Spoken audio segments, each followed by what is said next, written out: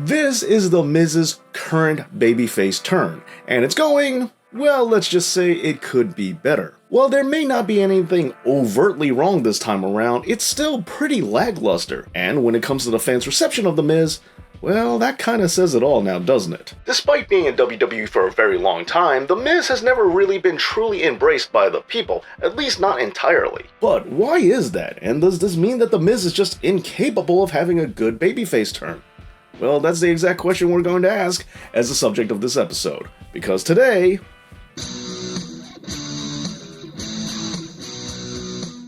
A big thank you to my supporters over on Patreon, such as Dakari Garmin, Mr. J, Ron Hawthorne, Mangy Stray, Harry Flynn, and The Reflection of Perfection. Thank you so much for all the help, it really does mean a lot. Now, something I think we should take in as food for thought, when it comes to professional wrestlers, if you just hang around long enough, eventually you tend to get a little bit of love. As John Cena, one of the most notoriously despised wrestlers of all time, is now a fan favorite. Even Sheamus got a little bit of a resurgence. However, that doesn't seem to be happening to The Miz, and I would really like to know why. And before you dismiss that question by simply saying, well, it's because he's a douchebag, just let's hold on and explore this just a little bit further first. Now, I'm not trying to say that The Miz doesn't have some seemingly inherent qualities that add to his heelery, but I am trying to say that even if he does that mean he can't have a positive babyface run, one that really does work? And if so, how do we do that?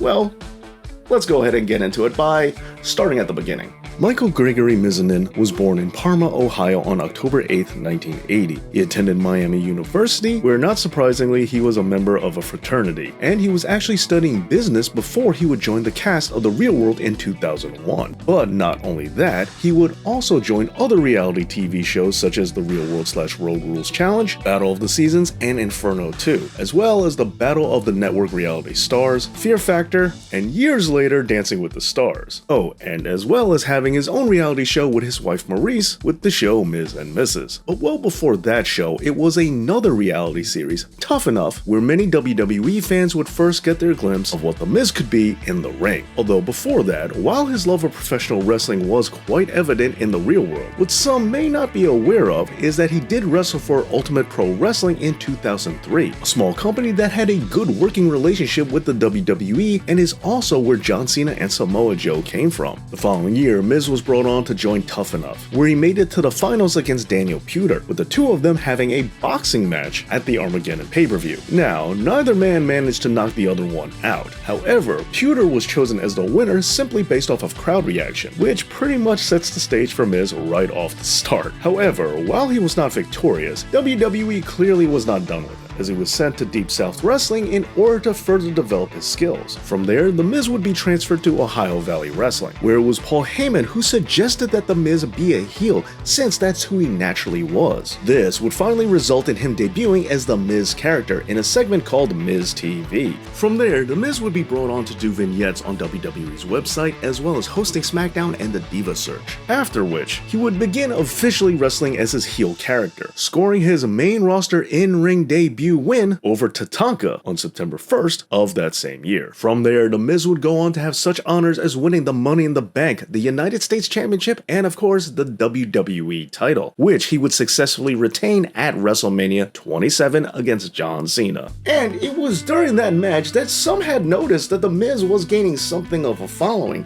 while Cena, on the other hand, the resident babyface, was getting booed. However, at the same time, we do have to remember that this whole ploy was really to set up The Rock and Cena for the following year, and The Miz was something of an afterthought in his own WrestleMania main event. Now, the reason why I think it's important to try and remember this is the way it happened is because, well, memory is a tricky thing, as plenty of memes have resulted in people thinking that The Miz has always been hated and that there was never a section of the crowd that did like him, even if it wasn't all that much. As it's really good to keep in mind that wrestling fandom isn't a universal. Everybody doesn't always feel the same way about everything. And with that being said, my point is that The Miz has had pockets of people who he was over with, and therefore it's not impossible to start cultivating this in higher amounts. But what about the first time WWE tried to do this on purpose? Well, was it the best idea? The Miz would turn face for the very first time in his main roster WWE career in November of 2012. And he did so by quitting CM Punk's team to join Mick Foley's Survivor Series squad after a confrontation with Paul Heyman. The subsequent Survivor Series match would result in him eliminating Wade Barrett before being eliminated himself by Alberto Del Rio, who he would eventually partner up with alongside the Brooklyn Brawler to defeat the team of 3MB at the TLC pay-per-view the following month. From here, The Miz would begin a United States Championship feud with Antonio Cesaro, and he would adopt Ric Flair as his mentor, even borrowing his finisher in the process, albeit done very poorly. But this was all for naught, as not only was his face turn not well received, but he didn't even manage to win any of the United States Championship matches that he had against the Swiss Superman. After this, he would set his sights on Wade Barrett's Intercontinental title instead, which he would eventually win in the pre-show of WrestleMania 29, only to give it right back to him the next night on Raw. His face turn would continue, going against the likes of Fandango as well as Randy Orton, who attacked him in front of his parents, resulting in a kayfabe injury that would have him on the fictional shelf until October of that same year, only for him to quickly job to Orton upon his return. And thus, with all attempts to create a sympathetic Miz now exhausted, it was finally time to return true to form, as this babyface experiment surprisingly lasted an entire year. And so, in November of 2013, right before Survivor Series, The Miz would turn on his tag team partner Kofi Kingston by completely walking out on him during a match. The two would have a bout during the pre-show of Survivor Series where The Miz was victorious, thus everything going back to the status quo. Now fine, there are many who feel, and I would say accurately so, that this first face run for The Miz was an absolute debacle. But for me, I don't think the issue was necessarily with The Miz himself, as I think the booking really did him no favors, as he was instantly nerfed as he turned into a good guy. That's what the kids are calling it, right? But not only that, they also had seemed to have changed a lot of what made The Miz, well, The Miz. And because of this, as well as his WWE title reign, it seemed like WWE was going to be real hesitant before they gave him either ever again. But they would. It would just take a little bit of time. Now, despite The Miz being one of those wrestlers that fans really do feel should be a perma-heel, he managed to show some flourishes of being a fan favorite from time to time, such as his mixed tag team match with his wife Maurice going against John Cena and Nikki Bella, where his impersonation of the Doctor of Thuganomics really seemed to go over with the smart audience. And let's not forget about that amazing Talking Smack promo, where he went off on Daniel Bryan about making the Intercontinental title the most relevant championship in the WWE, and where he adamantly refuted the idea that he wrestles like a coward. But even after all that, when The Miz entered his feud with Shane McMahon, we got to see a different side of him, where he was still willing to take risks, stepping out of the box, which would then lead to him teaming up with Shane McMahon and turning face for a second time. This face run would last a little over a year, with him turning heel yet again on January 3rd, 2020 by attacking Kofi Kingston after being beat by him and then going off on the crowd. Man, what is it with him and Kofi Kingston? And again, we would see The Miz go back to his roots, re-teaming with John Morrison and doing all the typical Miz shtick that we come to expect. And this time, things would go on until October 30th of last year, where after The Miz did an amazing impersonation of LA Knight, he would wind up getting attacked by Imperium a month later, resulting in him turning babyface and partnering up with R-Truth yet again. So as you can see, it is possible for people to like The Miz. It just requires them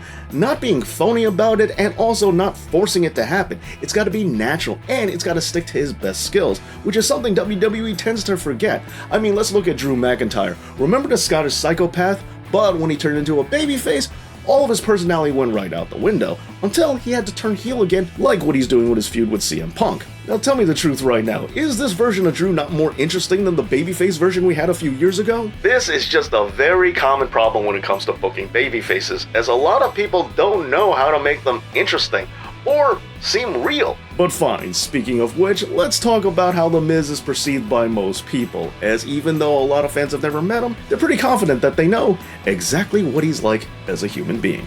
Okay, let's be real here. The Miz does have a naturally hateable personality. He has kind of a punchable face, almost like Zach Braff. Wait, that's a little too harsh. And there are also backstage stories that really do back this up, such as a time where he allegedly ate chicken over Chris Benoit's bag, getting crumbs into it, leading to him getting thrown out of the locker room. But there is a positive side to him too, as the rule back then was you couldn't be brought back into the locker room until the guy who kicked you out welcomed you back in. And after the Benoit incident, that was obviously never going to happen, happened, The Miz continued to change out in the hallway anyway. That is until The Undertaker brought him back in, because hey, he's WWE royalty, so what he says goes. However, another thing that The Miz has working against him is that a lot of smart fans, and also a lot of people in the industry too, tend to hate it when a wrestler seemingly cuts the line to stardom. And even though, as I said, The Miz did come up through smaller promotions before making it onto WWE Prime TV, there are still always going to be those who view him as nothing more than a reality star, who only made it to where he is because WWE wanted to cash in on his pre-existing fame, even if that's not really fair to say. Okay, so now, looking back on it, how do we make The Miz into a good babyface?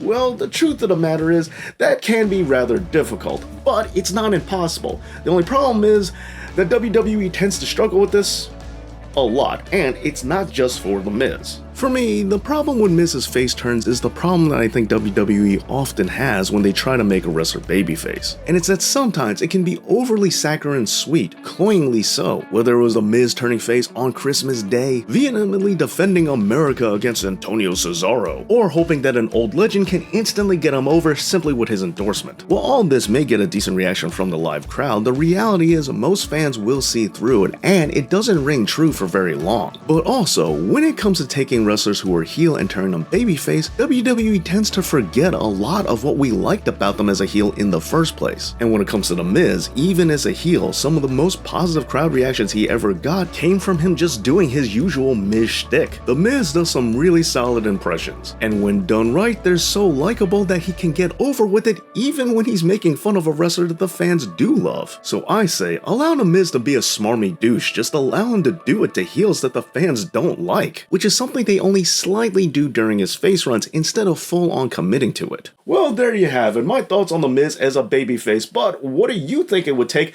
to get him over the right way? Let me know down in the comments, and please make sure you're subscribed to the Thinking Fans channel, as I'm still trying to get that silver play button. I want to give a big thank you to you for watching, and also to my amazing, awesome Patreon supporters out there. And if you want to help out the channel, sign up on my Patreon page. Thank you so much for watching, and as always, Dave knows.